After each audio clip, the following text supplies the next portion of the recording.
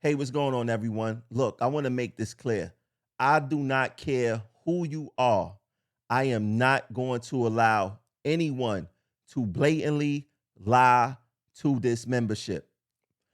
Now, I know some people seen the two videos that RTO Vice President Canela Gomez did. One was at the MTA board meeting yesterday, and the other was a live that he did from his office in the Union Hall. And he was talking about the MTA proposing to make service cuts to certain lines. And as a result of these service cuts, our schedules are going to be impacted. Now, I'm going to tell you guys this: it is a complete lie, and it is a complete scam, right? And I'm going to pull up some documents to show you guys what exactly I'm talking about. I'm going to pull up some news articles to remind you guys that they pulled the same scam in the past, right? And management is in on this scam because the intent is to give certain reps a resume as if they are fighters, right? So Richie Davis, new president, he needs a resume as a fighter. Canela Gomez have absolutely no resume, and this is management attempting to give him a resume the same way how they attempted to give Eric Logel a resume, and I'm going to show you guys that too. So for those who don't know, the MTA cannot implement any type of service cuts without a public hearing, right? And this is all part of the public authorities law. And I want to explain to you guys what that is. New York Consolidated Laws, Public Authorities Law, PBA, Section 1204, General Powers of the Authority, right? Now I'm going to read to you guys this section that explains why the MTA cannot make these service cuts without a public hearing. Section 15, to exercise all requisite and necessary authority to manage, control, and direct the maintenance and operation of transit facilities transferred to it for the convenience and safety of the public with power in its discretion to extend, modify, discontinue, curtail, or change routes or methods of transportation where the convenience and safety of the public will be served thereby or where existing routes or methods are inefficient or uneconomical. Provided, however, that except in cases of emergencies, at least 30 days prior to any proposed modification, discontinuance, curtailment, or change of any transit route or method of transportation.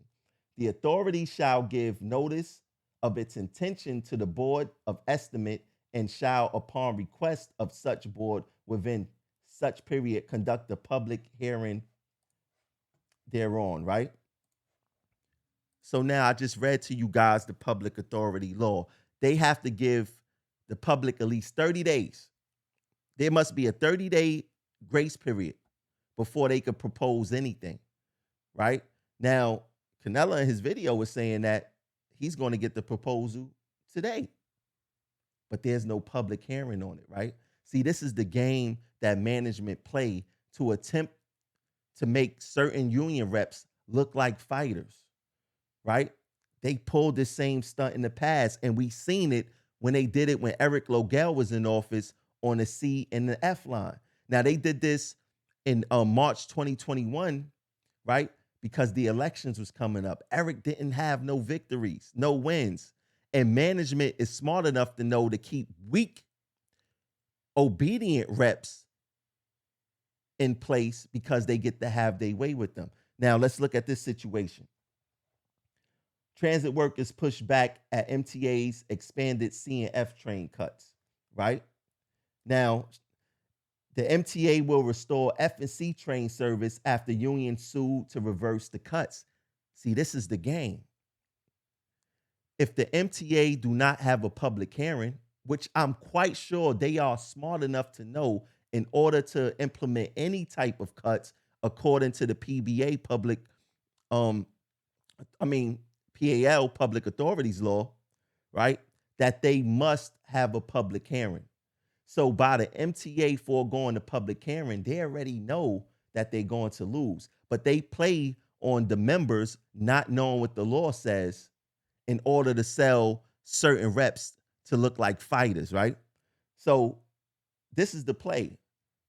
The MTA say they're going to implement cuts. They do not have wait, let me say that again. Management say they're going to implement cuts. They do not have a public hearing. The union sue, and the union looked like they fought back and won and they were victors. We see it right here, right? Now let's read what this says. TWU Local 100 had sued the agency over its move to enshrine the schedules, which the union claimed constituted a long-term reduction of service. They sued. That's how they won, right? Now let's look at what happened with the station agents back in 2021. Judge blocks MTA plan to cut station agent attendance after union sues. Let's read it. The proposal to nix the booths and do away with the role of lunch relief station agent is not only a staffing change, but is also a reduction of services which, as the statutes mandates, must be taken to the communities affected by the closure for analysis and comment, Perry wrote in his decision. Let's continue reading.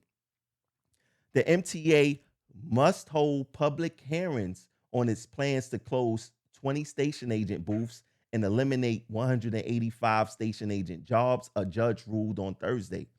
In ordering officials to hold hearings, Manhattan Supreme Court Judge Frank Perry sided with the agency's largest union, which argued that the plan's direct impact riders requires public input under state law. You see the scam that these people are running? You see the scam that Canela Gomez, John Samuelson, and Richie Davis is attempting to run on us, right? If the MTA was serious, they would have had a public hearing on this service reduction, right? Now, it gets deeper. Let's look at the lines that they want to implement the service reduction on.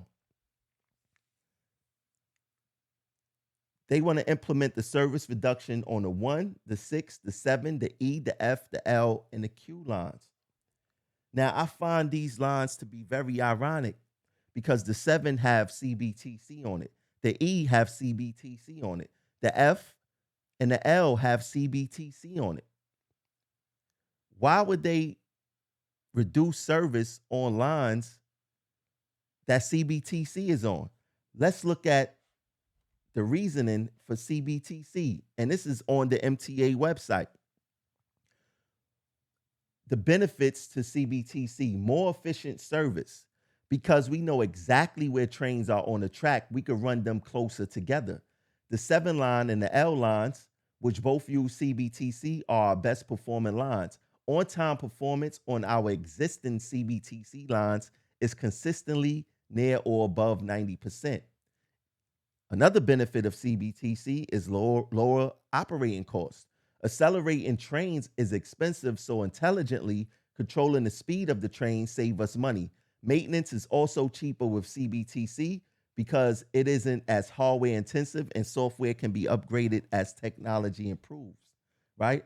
So what's the sense of running trains closer together or reduces service when the benefit of CBTC is running the trains closer together? That makes absolutely no sense.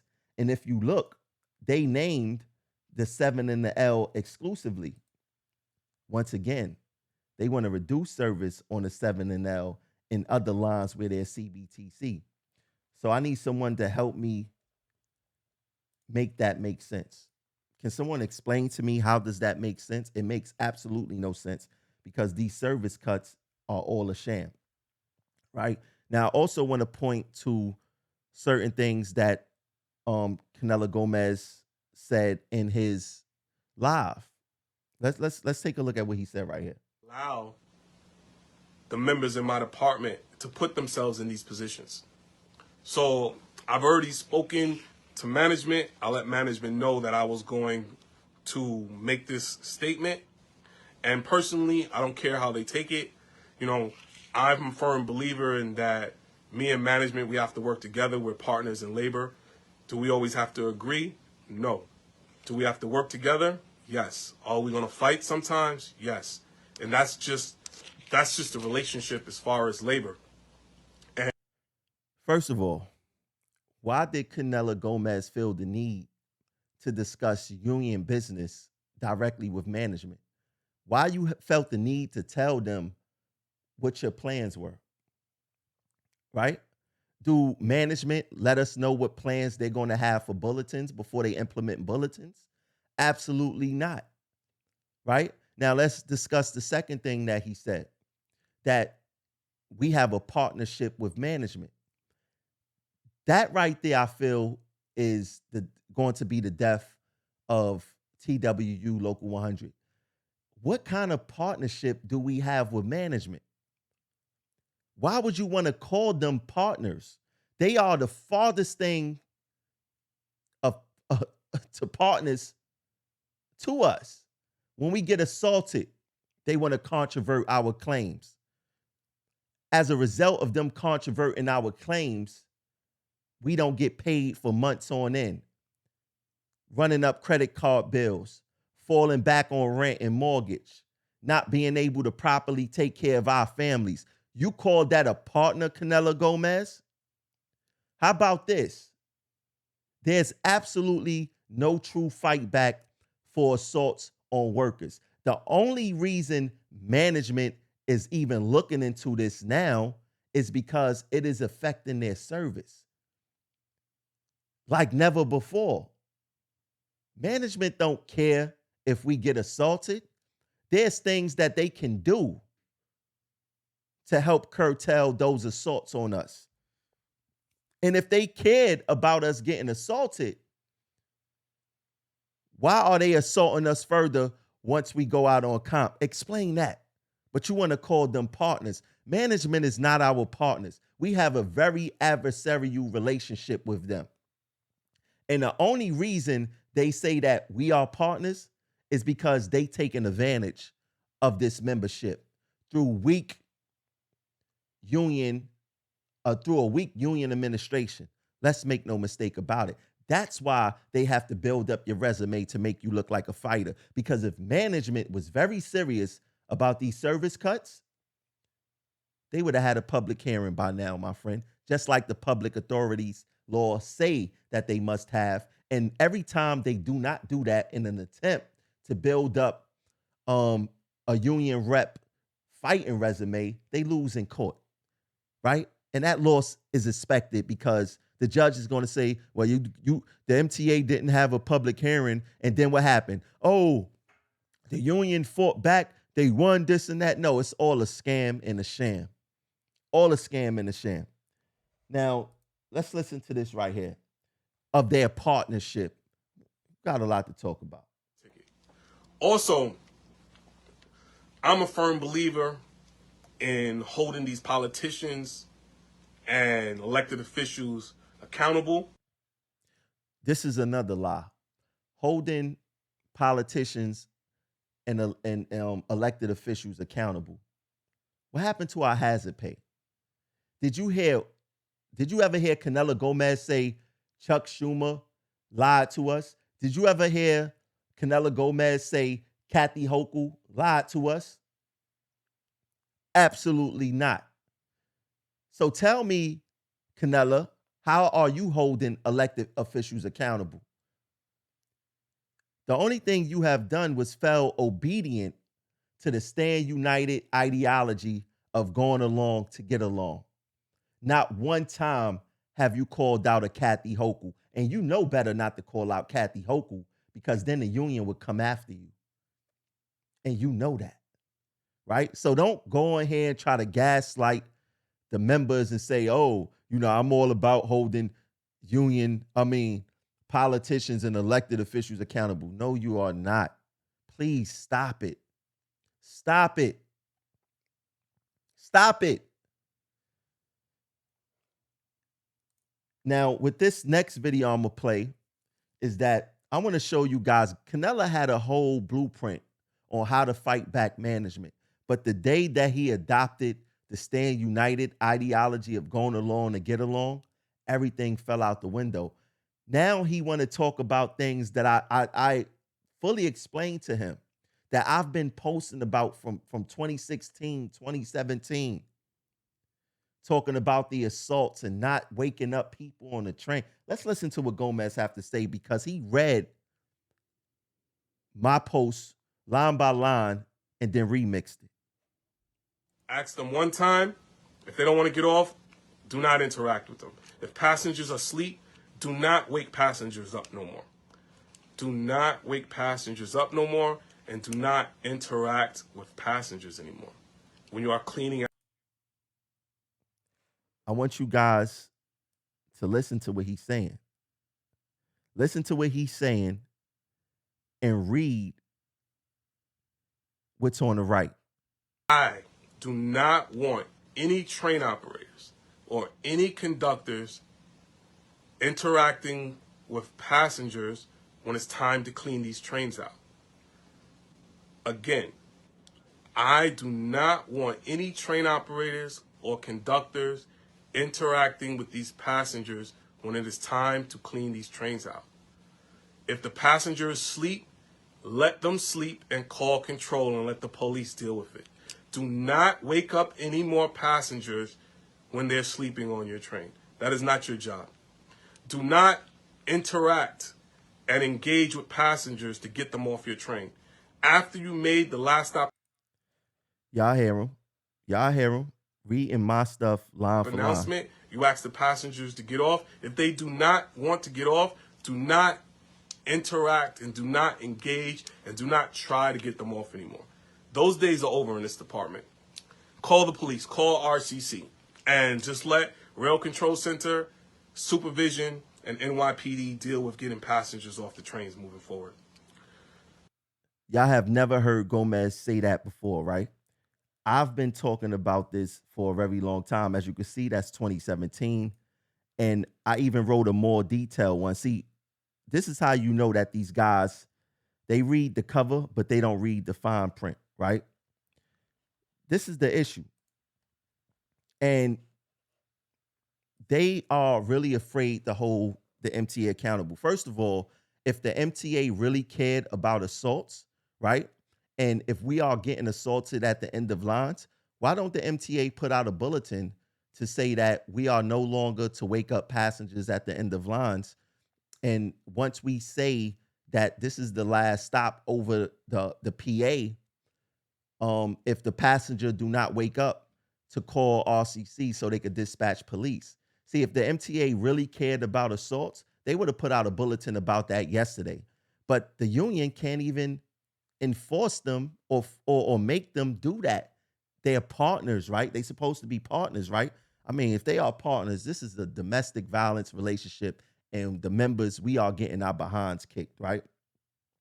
Now, another thing I want to talk about with the fine print I was talking about, it is against MTA rules to sleep on the property. See, the MTA only care about passengers breaking the rules at the fare box. That's it. Once the passengers get inside the system, they are free to do whatever they want. If the MTA really meant business, they would start fining passengers for people sleeping on the trains. It is against the rules. It is against the rules. Let me put that back up. Matter of fact, let me blow this up for you guys so you can see exactly what I'm talking about, because I do not talk just to be talking. I back up a lot, 99.9% of my information with rules, bulletins, and laws. And you can see it is actually disorderly conduct, sleep or doze where such activity may be hazardous to such person or to others, or may interfere with the operation of the authority's transit system or the comfort of the passengers. Yes, when you sleep, it stops, it slows down trains being moved to storage facilities, so it affects the operation of the authority's transit system. So it is actually against the rules to sleep on the system, but passengers do not get fined. Once again, if the MTA was serious about the assaults, especially the assaults that happen at terminals, they will put that rule in a bulletin and explicitly tell us not to wake up sleeping passengers again, but they don't do that. Now, I really hope I laid out everything for you guys. I did the public authorities law. I showed you guys news articles of this same scam being ran over and over again in different departments. Um, Draw your own conclusion. I'm telling you guys that Canela Gomez, John Samuelson, and Richie Davis is running a scam on the members. This is an attempt to give people a resume of fighting. Nothing is going to happen with these schedules. Uh, the MTA did not hold the public hearing according to the law. They have lost plenty of lawsuits where they did not hold a public hearing purposely to give the union a W and make them look like that they're fighters, in which they're not. Look, we can't continue to play this game. And a lot of people actually felt for this scam, and I just shook my head because I get it. A lot of people do not know the laws. A lot of people forget things that was done in the past, but that's why I'm here. I'm here to remind you guys of the scams. I'm here to remind you guys and educate you guys of the laws. Now, if Canela is being honest and telling the truth, look, I have an open phone line every Tuesday. Every Tuesday, I have an open phone line regarding the issues. Uh, let me see if I can pull it up because I need you guys. I'm starting a new program called Drop the Mic, and I want members to start calling in with their grievances regarding um, the job and how they feel about the job. I need to put this on the screen. Let me put this on the screen for you guys. I should have did this in the beginning of the show, but you guys really need to get in on this. You really need to get in on this. Drop the mic every Tuesday at 11 p.m. You see in the orange, you could call in live if you want your voice to be heard, right? Because many members feel like their voice will not be heard. You have a place where your voice can be heard. Call in live. Let me know what's on your mind. Let me know how you feel about this alleged scam that's going on, the new scam that they have going on. And we're doing this every Tuesday at 11 p.m. live calling. Live calling. It don't get any better than that. There's no way, there's nowhere in this system where you can have a live call in and say what's on your mind. I don't care what department that you from at all. But listen, they running a scam and we can't fall for that. Also, I need you guys to donate to the channel. Uh you could donate via Cash App, $ Progressive Action 100. We're going to continue to educate you guys. When we see something that doesn't look official, you know, my job is to protect you. My job is to not get as much sleep as you because I want to do the work. I want to read the laws. I want to read the articles. I want to put up the fight and educate you guys as to what's going on because there's a lot of dishonesty going on with this union administration. And I'm here for you guys. If you have any questions, comments, or concerns, don't hesitate to hit me up. And I'll catch you guys later. Peace.